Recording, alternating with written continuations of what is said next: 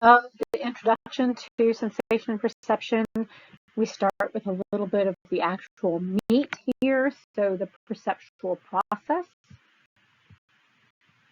process, we are taking that stimulus that is out in the environment. And if you know your SR, stimulus response, stimulus is what is out in the environment. And we're looking at the response, which for the perceptual process is really our experience. But we will talk about this process as being getting us to the experience and the action. So that's our response, our conscious experience of the world and whatever action we take. And so I think your book has a picture of a drawn tree, and then I have put out here the a picture of the angel tree on Johns Island, South Carolina. It is an amazing tree that's out there. And I'm going to start this process by talking about how knowledge and previous experience can affect every step of the process. So cognitive processes influence perception. Again, I say this is one of the things we're interested in studying is how. How do cognitive processes influence perception? And when I ask, what does this mean? We need to distinguish between bottom-up versus top-down processing. And I want to say really clearly here that when I say versus, that is probably a misnomer or it's probably misleading because that versus suggests that it's either one or the other when actually it is always both. If we do not have the bottom-up processing, it's because we are hallucinating, not even dreaming. There's still bottom-up, from the brainstem information coming up. If we don't have top-down processing, it's not because we're babies, because they're trying to use what little tiny bit of information they have, and they are learning so quickly to try to identify things. It's not because we're in a different country, because even though we don't know the language and we're still using the knowledge and our background experience, it's still informing us, which sometimes is the problem, right, when we go to a foreign country, that we're not understanding things because we have this background experience and it influences how we perceive the world.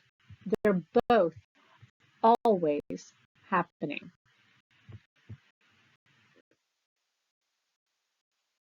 So one of the ways to talk about top-down versus bottom-up processing, which again, it's really an and. Bottom-up processing, we can think of it as the stimulus out in the environment or the data, right? The information, the data out there. They become these features, which those features get put together into a concept, and then we make some decision. Oh, this is a chair. I'm going to go walk over and sit down. Top-down processing is working from the other direction. So I'm walking into a classroom. I'm really likely to see chairs and desks and things like that. And so I'm going to plan, that's what I expect to see. And so I more easily see those concepts out there, right? That those chairs exist. I more easily see those specific features that make up the chairs than some other features that might make up something that's not necessarily expected to be there, like an umbrella or something. And that's going to affect, well, the data so I can actually miss data that are out in the environment because of my expectations, right? Because of what I expect to see. I'm going to do this demo to the best of my ability. I do think it's an important demo. You are going to have to choose which of these. You're going to have to choose a time to close your eyes. Do this. So the left half of the room, close your eyes. You are going to decide, am I in the left half of the room or the right half of the room? Whichever one is fine with me. So right now, the right half of the room would have their eyes open. And again, it's up to you. One of these times, either you choose which half of the room you're pretending to be on, and then it'll make sense when it's all over. So decide whether or not to close your eyes now. If your eyes are closed, then you're not seeing this particular picture. It's up on the screen for a little while, just long enough for you to kind of process and see it. Now the left half of the room, open your eyes, and the right half of the room, close your eyes. And again, so if you closed your eyes before, open your eyes. If you had your eyes open before, close your eyes now for the next picture so that this will work. And now I'm showing a different picture in your eyes. You've decided whether or not they're closed or opened. Open your eyes. I'm going to have you name the picture on the following slide. Name this picture. Now, we usually see that there are people on one side of the room saying that this looks like a kind of like a rat. There are people on the other side of the room that are saying that this looks like a man's face, like he's kind of wearing glasses or his eyes, like so he's looking over to your left. Why? Why did this happen? So why did this happen? Well, if you look at what was seen by the other side of the room, so some people saw this nice, unambiguous rat or mouse. I guess it's a rat or a mouse, some kind of rodent. And the other side of the room saw this unambiguous face, again, a man kind of looking off to our left. And so when you get to that ambiguous picture, which could go either way, it's right nicely in between the rat mouse versus the man. You were pushed by what they call a perceptual set. So they set up this perceptual set, and really what we're talking about is top-down processing. So over our lifetimes, we have picked up information. Early information was particularly powerful, but so is recent information. And the recent information was you either saw the rat or you saw the man's face. And that was most likely how you interpreted the more ambiguous picture then. It's not always 100%, but it's pretty close to 100%. So this perceptual process, we're going to start again with the stimulus out in the environment, where even that has a piece that we need to disentangle. The distal stimulus, so distal meaning far away or distant, is the environmental stimulus itself, or whatever environmental stimuli is the plural. Stimuli is the plural that we're looking at. So we're looking at the stimulus of the angel tree itself. You're looking at a picture of the angel tree on this slide. You're looking at the slide. And it is the attended stimulus, at least in the case of vision. He took this out actually of the textbook, and I'm glad he took it out because in the case of something like hearing or touch, at distal and proximal stimulus, they're still existing. But for vision, depending on the distal stimulus, I can attend to something else. I move my eyes and it changes the proximal stimulus now, right? That's going to change based on whether I move my eyes or move my body or whatever. You can ignore attended stimulus, but don't ignore it in a way, because we're going to come back to, if we don't end up talking spending a whole chapter talking about visual attention or attention. Attention is really important for conscious experience, but here we are, we're between the distal stimulus, what's actually out in the environment, and the proximal stimulus. So what's hitting those sensory receptors or those sensory neurons. In the case of vision, and we're going to stick with vision through this because it's easiest to stick to one sensory modality, and this is how your author starts, and vision, again, this is the most researched sensory modality.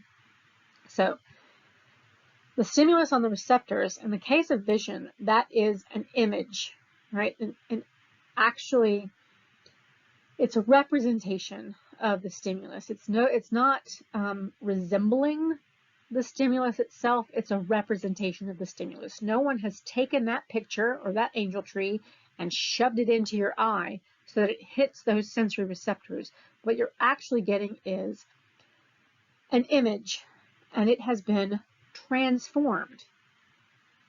and it is being represented. And when I say it's been transformed, the optics of the eye work in such a way that that image now is flipped and upside down on the back of your retina. So if we're looking at the back of your eye where you're actually doing this sensory transduction, on the back of the retina, what's hitting those sensory receptors is an image. It's a flipped upside down image of that angel tree. So again, we're representing it, not resembling it. It's been transformed already at this step.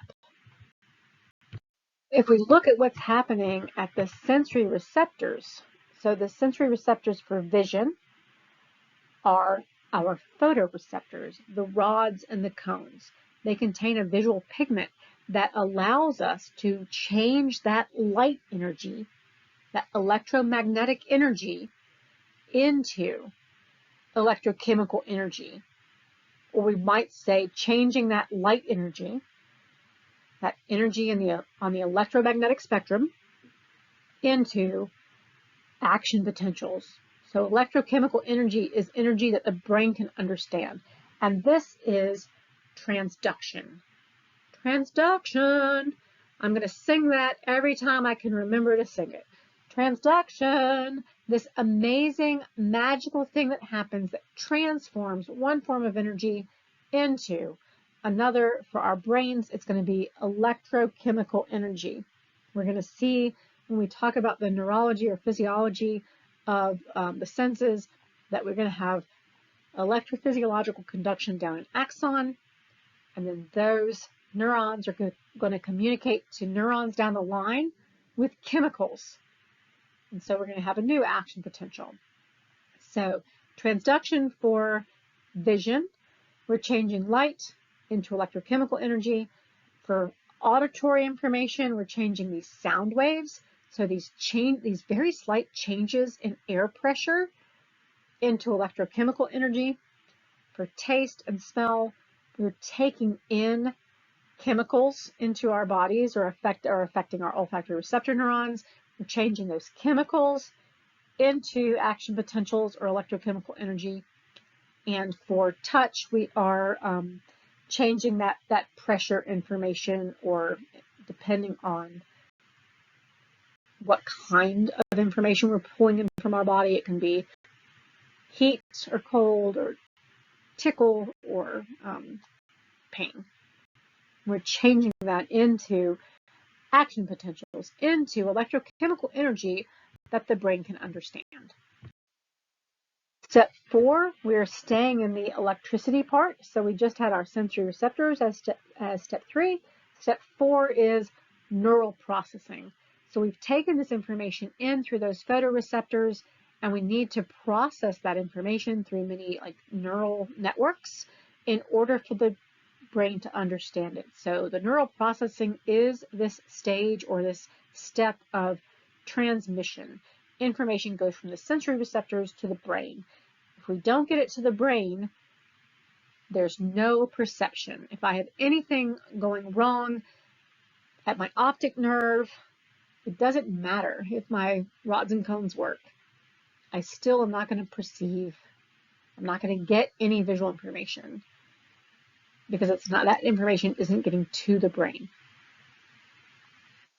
Neurons in the brain interact with each other, so all along this way, we're doing this transmission, we're doing this change. You can think about that transformation that we talked about earlier and that representation. We're seeing even more transformation, right? Because we're going through this neural processing.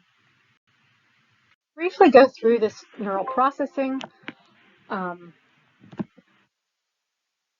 I have a grain here, which I think he gives you later now in the textbook, but it's good to be exposed and to hear this more than once. So the brain is looking to your left if you're facing the screen, right? So your eyes are in the front there, and we take that information in through our eyes. It goes through subcortical structures back to the back of the brain, where it says occipital lobe, and it's orange, and we have the primary visual cortex. We take in auditory information, those changes in air pressure They go in through our ears. They mostly go contralateral, so across to the other side of the brain. They're going to go up some subcortical structures and then get to the primary auditory cortex, that little dark green area, which is in the temporal lobes. So the temporal lobes above the temples. If we move again anteriorly, like we did with the temporal lobes, anteriorly or to the front of the occipital lobes, we get to the parietal lobes of the brain. If we look at the very forward anterior part of that, which is that dark blue stripe, so we're feeling information on our body. It's going up the spinal cord or in through cranial nerves, and it's going to travel up through subcortical structures to get to the somatosensory cortex, or the primary somatosensory cortex, which is that blue strip at the front part of the parietal lobes. And then as we move forward from that, we're going to get to the frontal lobes.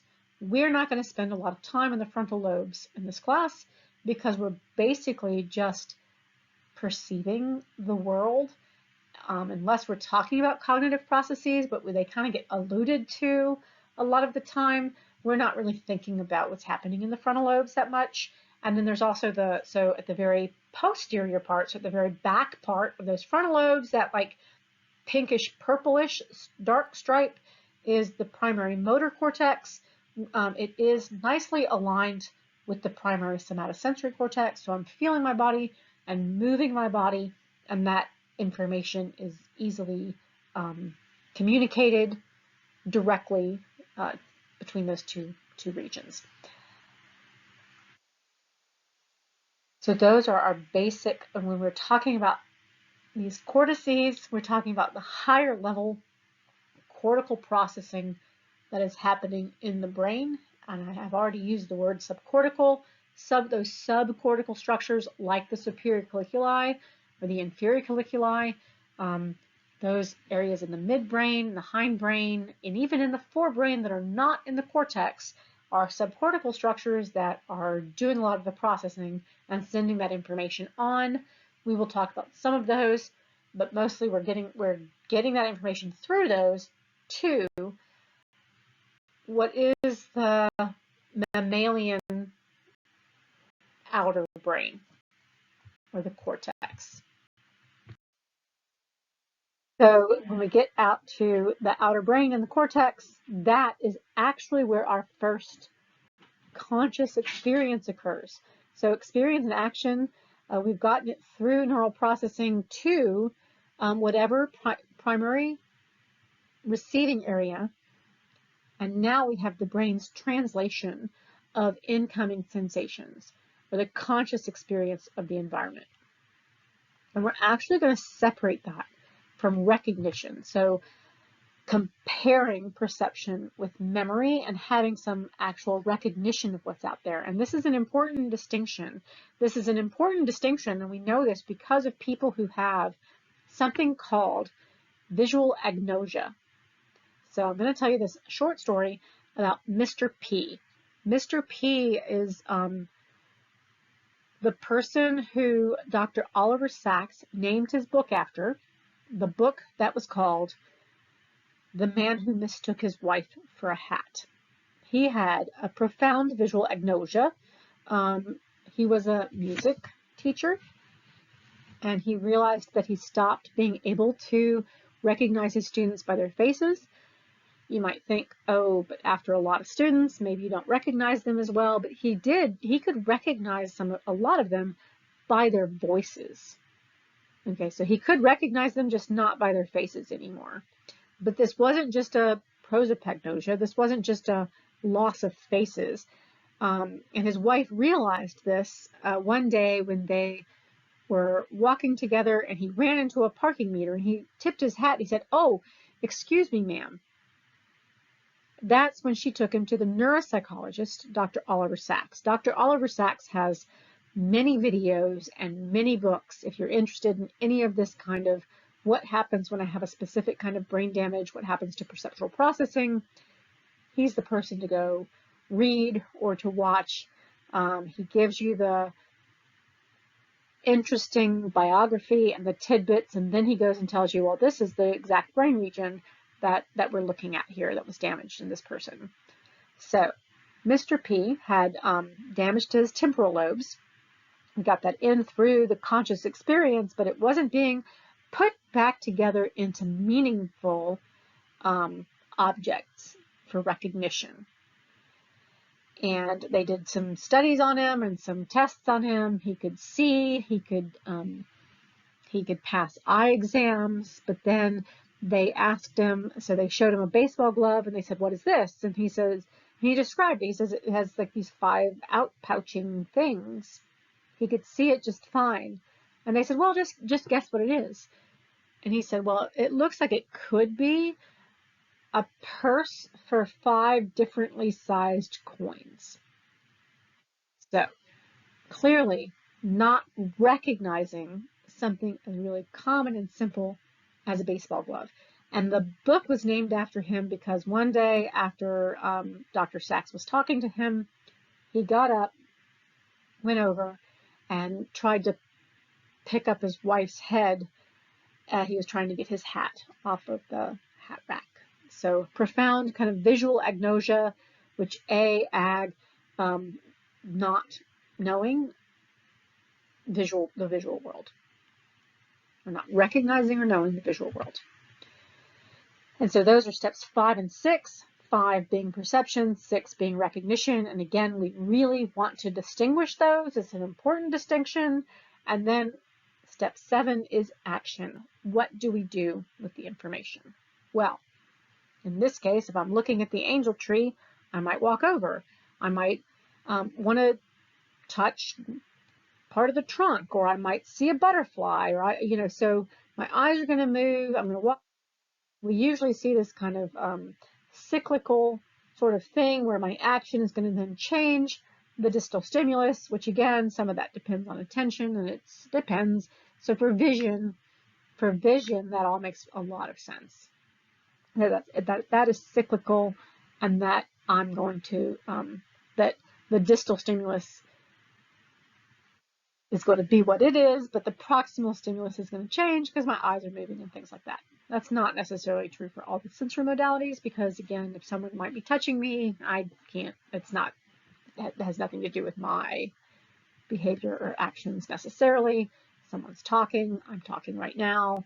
These sound waves, they are hitting your inner hair cells regardless of whether or not you're doing something else, whether or not you have the conscious experience. Now that depends on attention, but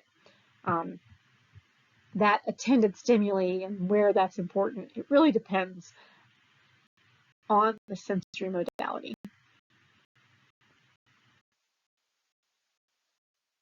Finish this with going through these 7 steps and reminding you that knowledge and previous experience really can affect every step. They have seen these white matter tracts coming back from the frontal lobes where I'm making these decisions, concepts, I'm understanding concepts and making decisions about them. Those white matter tracts go back to, in the case of vision, right, they go back to the primary visual cortex, my first level of higher level processing or cortical processing. Those white matter tracts from the visual cortex go back to the thalamus, where I'm taking this information in through the subcortical structure. So knowledge and previous experience mean that I can miss things that are out in the environment. Again, the 7 steps. There's a distal stimulus. You're looking at a picture of the angel tree. The proximal stimulus, that is hitting your sensory receptors. It is now a representation. It has been transformed. We're going to see this continue to transform and change as we go through the sensory receptors, those sensory neurons. They have their specific processes that really influence what we see or what we hear. They're going to be different than other animals. I'll often give you interspecies differences, just so you can see, hey, if our receptors were different, we'd be experiencing a different world. It goes through neural processing, so there's more transformation and change as we go through those subcortical structures to get to the actual conscious experience, which we're going to kind of put that at that first level of cortex, of cortical processing. So for the primary visual cortex is my conscious experience of the world, but then we have to get that information farther through more neural processing for recognition. We're really still at basic features and conscious experience, but to recognize what's out there, it goes to more processing in the cortex, and then we take action. And again, it's kind of really cyclical, and knowledge and previous experience influence all of these steps.